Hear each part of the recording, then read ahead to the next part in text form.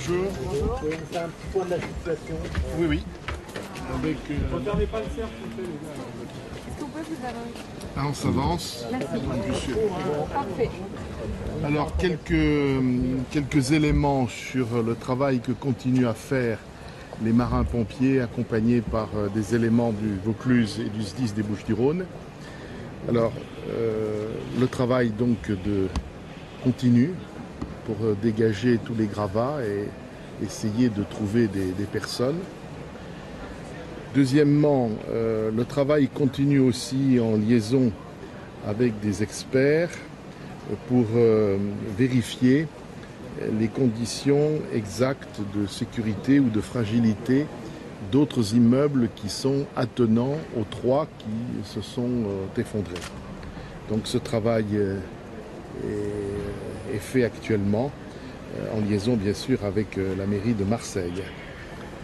Les personnes qui habitent dans des logements, dans des immeubles et qui ont dû les évacuer ont été autorisées à revenir exceptionnellement pour chercher des affaires personnelles. Et cette opération a été menée, comme le reste de l'opération, d'étroite coordination entre les marins-pompiers et la police nationale.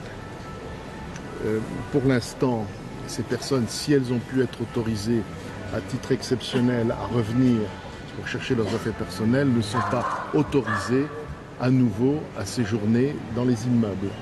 Il y a encore des risques, c'est ce que j'ai dit tout à l'heure. Nous sommes toujours en train de mener des expertises pour nous assurer qu'il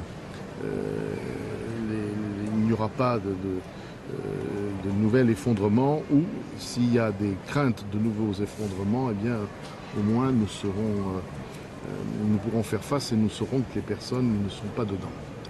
Voilà ce que je peux vous dire. Comment procédez-vous à ces expertises justement? Alors ce sont des experts, des agréés qui sont choisis, notamment par la mairie de Marseille, et qui interviennent pour apprécier la solidité ou la fragilité des immeubles attenants. C'est un travail technique, délicat, difficile, mais qui est indispensable. Ils ont des outils spécifiques? Ils peuvent en avoir, peut-être les marins-pompiers utiliseront d'ailleurs des techniques laser pour être le mieux à même d'apprécier la situation. Combien d'immeubles sont évacués à votre connaissance? Alors, toutes les personnes évacuées, on a compté à peu près une centaine de familles sur l'ensemble des immeubles évacués, qui ont tous été, tout au moins ceux qui l'ont demandé, ont été relogés par la ville de Marseille. D'autres ont choisi d'être relogés dans leur famille ou chez des amis. Combien d'immeubles seraient fragilisés? Alors pour l'instant, les marins-pompiers travaillent en priorité sur les 2 immeubles attenants de chaque côté des 3 immeubles qui se sont effondrés, c'est-à-dire le 69 et le 61. Mais il y a aussi peut-être des risques sur le 71. Donc ça, c'est tout ce travail qui est fait en ce moment. Monsieur le procureur, peut-être pour le bilan humain, et les autres considérations. Avancez-vous. Oui, donc, donc les marins-pompiers ont découvert 3 corps aujourd'hui, le corps d'un homme tôt ce matin et ensuite le corps d'une femme, un 2e homme dans la journée. Les opérations d'identification vont être conduites.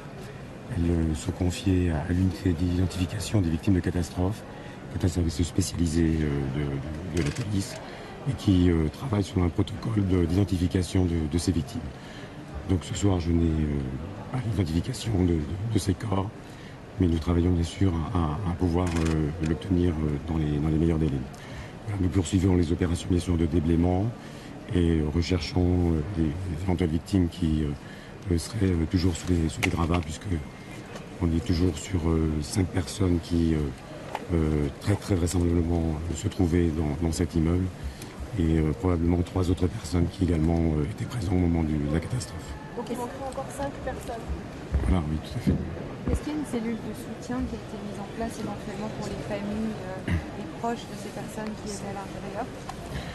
Oui, absolument. Dès l'événement, la mairie de Marseille a mis en place une cellule psychologique au sein de la mairie de secteur.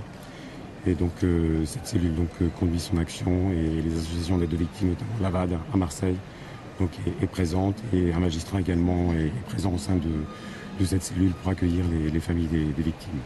Est-ce que vous avez des informations sur l'origine des personnes qui sont recherchées? On parle beaucoup de la communauté comorienne, c'est beaucoup des personnes comoriennes qui quittent ces immeubles? Non, pas seulement. On a effectivement une habitante qui est d'origine comorienne, mais il y a des habitants d'origine diverses. Donc pour l'instant, l'essentiel, c'est de pouvoir retrouver les corps des personnes qu'on pense être sous les gravats.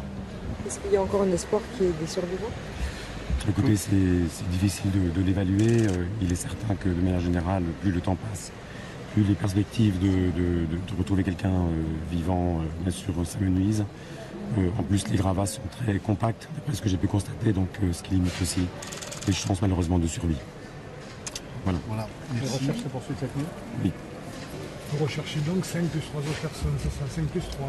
On est toujours sur l'hypothèse, en quelque sorte, de 8 personnes au sein de l'immeuble. 2 plus 3. Là, on a déjà retrouvé 3. Et est-ce qu'il pourrait y avoir des squatteurs, des gens dont vous n'avez pas connaissance qui... Alors là-dessus, il a été indiqué qu'au niveau de l'immeuble numéro du immeuble 63, celui qui était fermé, des personnes de Marseille Habitat sont passées jeudi dernier et ont constaté qu'il n'y avait personne. C'est les faits que l'on peut donner, c'est des éléments factuels. Pour le reste, il ne s'agit que d'hypothèses pour l'instant. Merci. Merci.